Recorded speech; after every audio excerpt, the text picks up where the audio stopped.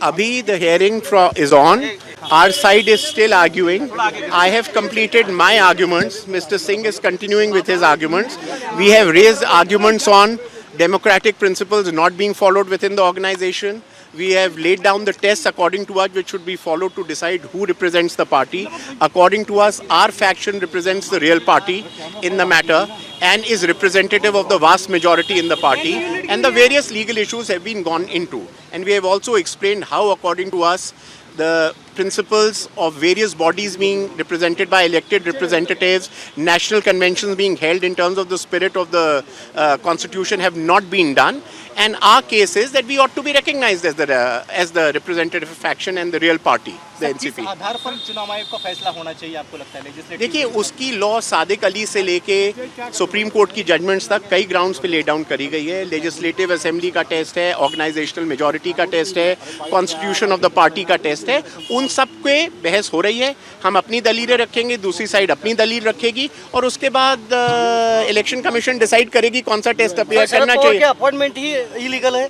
नहीं, हमने ये कहा है कि हमारे हिसाब से डेमोक्रेटिक प्रिंसिपल नहीं फॉलो करे गए और नेशनल कन्वेंशन प्रॉपर्ली नहीं फॉलो करी गई इलेक्ट करने के लिए लोगों को.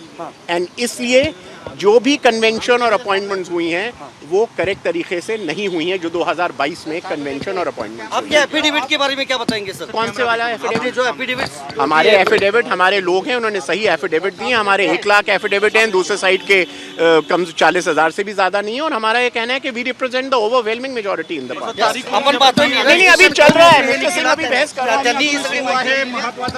है. ही आता जी ब्रेकिंग बातमी आपण बघतोय. पक्ष चिन्ह अजित पवारांचंच आहे असं वकिलांचा युक्तिवाद आहे. या युक्तिवादामध्ये बहुमताचा दाखला देण्यात आलेला आहे. पक्ष चिन्ह हे अजित पवारांचंच आहे अशा पद्धतीचा वकील नीरज कौल यांनी युक्तिवाद केलेला आहे. बहुमताच्या मुद्द्यावर युक्तिवाद सुरू आहे आणि आता देखील वकिलांनी जे सांगितलेलं आहे की आमचे युक्तिवादामध्ये आम्ही साधिक अली केसपासून सगळे संदर्भ हे समोर आणलेले आहेत आणि आमची देखील जी कागदपत्रं आम्ही सादर केलेली आहेत ही कुठेही चुकीची नाही आहेत. ही ब्रेकिंग बातमी आपण बघतोय की पक्षामध्ये झालेल्या नियुक्त्या या घटनाबाह्य आहेत, कालबाह्य आहेत. अजित पवार गटाचे जे काही वकील आहेत त्यांनी हा युक्तिवाद केलेला आहे. पक्षामध्ये झालेल्या ज्या नियुक्त्या आहेत हा या कालबाह्य आहेत, या घटनेला धरून नाहीत.